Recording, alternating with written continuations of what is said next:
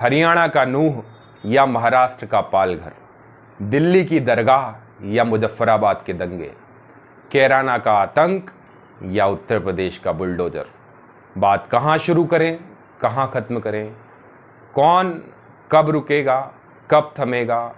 ये जो वैमनस्य हमने पाल लिया है, एक छोटा सा हिजाब हो या कोई गायत्री मंत्र का उच्चारण हो, कई सारी चीज़ों पर बारीक से बारीक, छोटी से छोटी चीज़ें, केवल उस पर मजहब का चश्मा होना चाहिए। लेकिन इन तकरारों को देखते हुए कुछ पुराने किस्से जरूर याद आते हैं।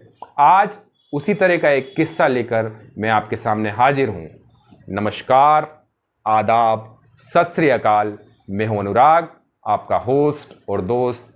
आप देख रहे हैं हिस्ट्री विथ अनुराग। दोस्तों, आज की जो कहानी है वो कहानी एक महान योद्धा इब्राहिम गारडी की है। गारडी शब्द पर गौर कीजिएगा।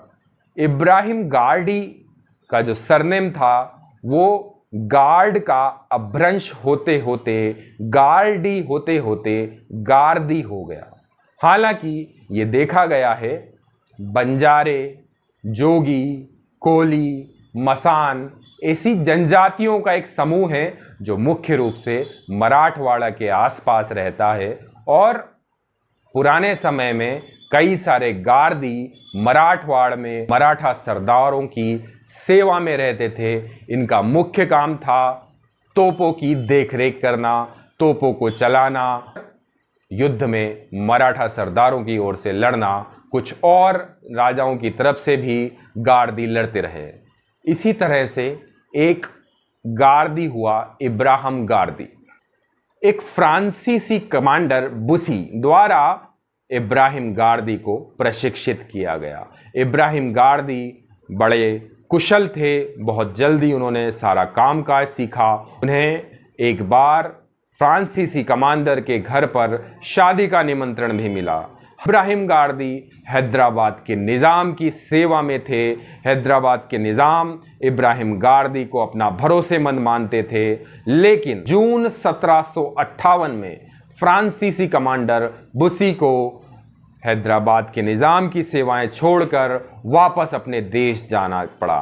और जैसे ही बुसी वहां से छोड़कर गए तो जैसे हैदराबाद के निज़ाम की समस्याओं का कोई पारावार न रहा, राजकाज संभालने में बड़ी दिक्कत होने लगी और आपसी राजनीति बढ़ती गई और उनके सगे संबंधी उनकी कुर्सी पर नज़र गड़ाने लगे। निज़ाम के चचेरे भाई सलावत खान और निज़ाम के बीच में कटुता बढ़ती गई और इसी बीच में हैदराबाद के राज्य पर अंग्रेजों ने हमला करने की योजना बनाई। इस समस्या से निकलने का एकमात्र उपाय था इब्राहिम गारदी। क्यों? क्योंकि इब्राहिम गारदी न केवल तोपों का अच्छा जानकार था बल्कि युद्ध के समय उन्हें इस्तेमाल करना भी जानता था।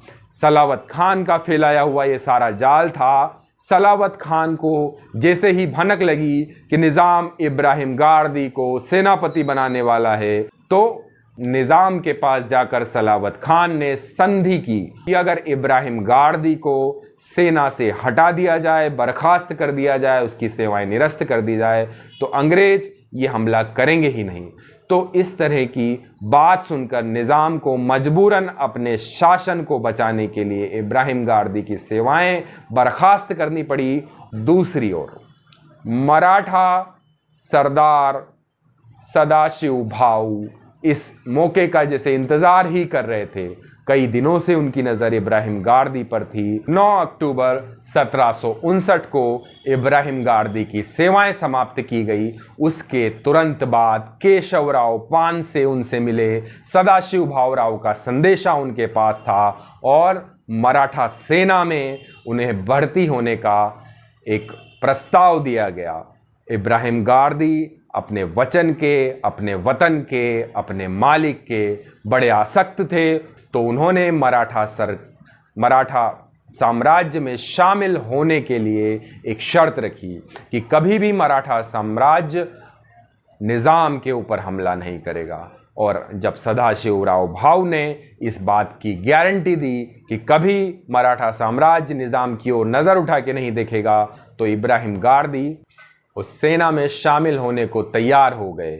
इब्राहिम गारदी मराठवाड़ की सेना में शामिल हुए और इसके बाद उन्होंने मराठाओं की ओर से युद्ध लड़ा।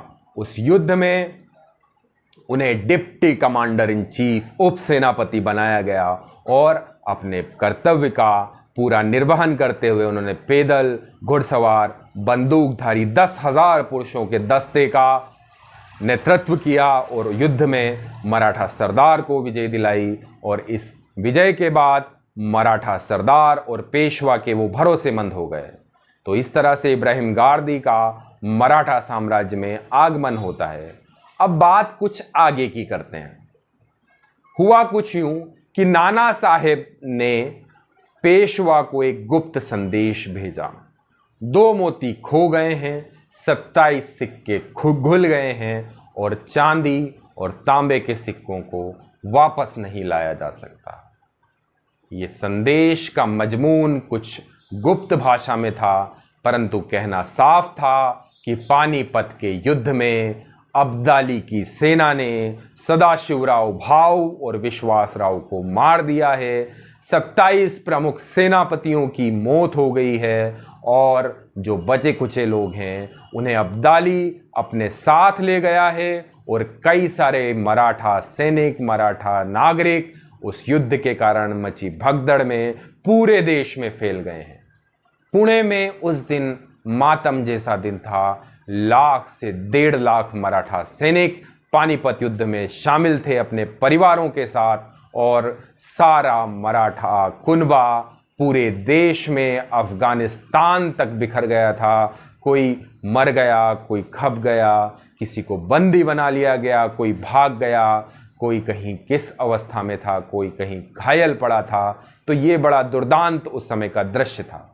लेकिन जैसा कि हम सभी जानते हैं कि आपदाएं ही नायकों को जन्म देती है, ऐसा ही एक नायक उस समय उभरा जिसका नाम था इब्राहिम गारदी। जब पानीपत का युद्ध शुरू हुआ तो इब्राहिम गारदी की सलाह पर सदाशिवराव भाऊ ने तोपों के मुंह से अफगानों को सिल दिया। कई सारी तोपें इब्राहिम गारदी के नेतृत्व में आगे बढ़ रही थी और अफगानी सेना को कुचल रही थी। मराठा साम्राज्य में इब्राहिम गारदी की बढ़ती हुई पेठ देखकर कुछ मराठा सरदार उनसे ईर्ष्या करने लगे थे और उन्होंने सुरक्षा घेरा कई जगह से तोड़ा।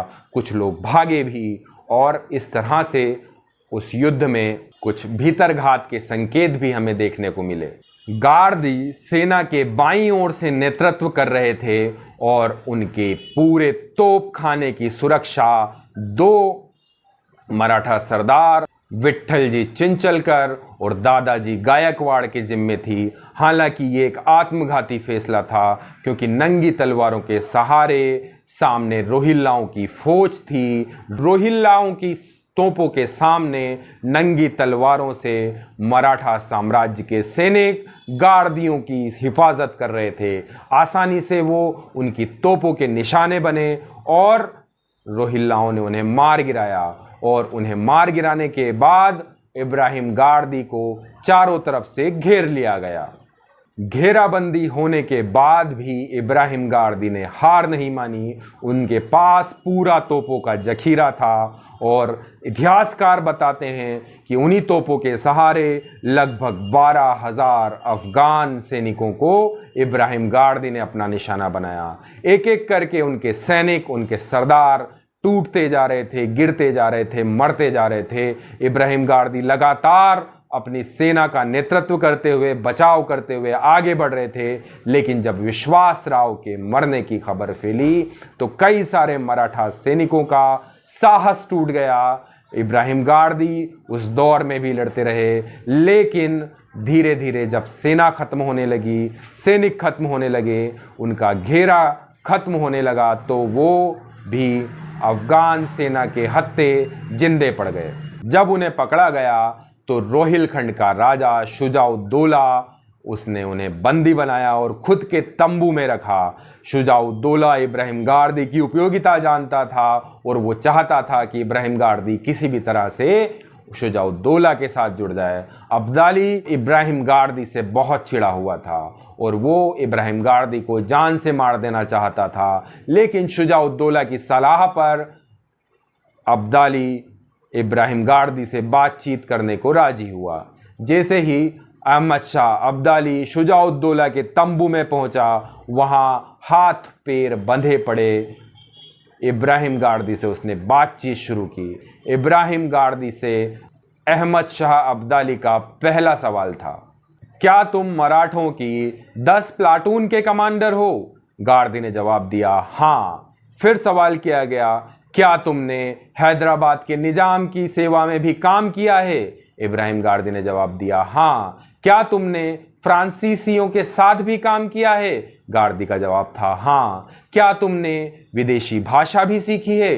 गारदी का जवाब था, हाँ। अब अब्दाली कहता है कि तुमने निजाम के साथ काम किया और फिर उसे छोड़कर काफिरों की सेवा में चले गए, यहां तक कि तुमने विदेशी भाषा भी सीखी, तुमने इस्लाम का भी अपमान किया और अपने धर्म का भी पालन नहीं किया, मराठों की भी सेवा में रहे। इस पर इब्राहिम गारदी जवाब देते हैं, मुझे अपने काम पर, अपनी सेवाओं पर कोई शर्म या पश्चाताप नहीं है। रही बात तुमसे लड़ने की, तो तुम मेरी मातृभूमि पर हमला करने आए हो और ये मेरा फर्ज होता है कि मैं तुमसे लड़ूं और तुम्हें अपनी मातृभूमि पर कब्जा ना करने दूं। इतनी बात सुनकर अब्दाली क्रोधित हो गया और अब्दाली ने कहा, तुम्हें पता है तुम किससे बात कर रहे हो? इब्राहिम गारदी ने कहा, मुझे पता है मैं किससे बात कर रहा हूं, तुम मेरी जान लेने के सिवा कुछ कर नहीं सकते। अब्दाली कहने लगा कि तुमने काफिरों का साथ दिया है, तुम मुसलमानों के खिलाफ काम कर रहे हो, तुम्हें इसका पछतावा होना चाहिए। तुम्हारे इस काम के लिए तुम्हारे शरीर के टुकड़े टुकड़े कर दिए जाएंगे। चारों तरफ से लहूलुहान होने के बावजूद भी गारदी ने जवाब दिया और कहा कि तुम मेरे शरीर के टुकड़े टुकड़े कर सकते हो, मुझे मेरे काम से, मेरे ईमान से नहीं डिगा सकते। अब्दाली ने फिर कहा, तुम मान लो, पश्चाताप करो, मैं तुम्हें माफ़ कर दूंगा और अपनी सेवाओं में तुम्हें लूँगा।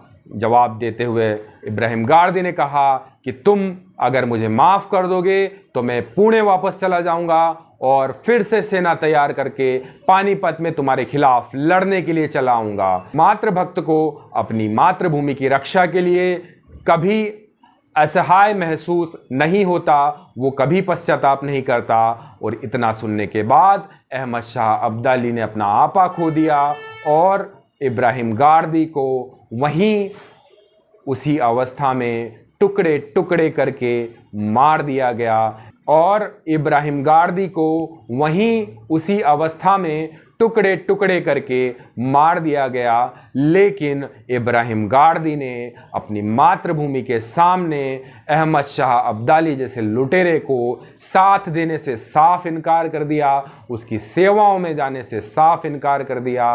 अपने राज्य की, अपने सरदार की, अपने पेशवा की उन्होंने लाज रखी और धर्म के नाम पर वो ना बरगलाए, ना उन्होंने अपना ईमान डिगाया।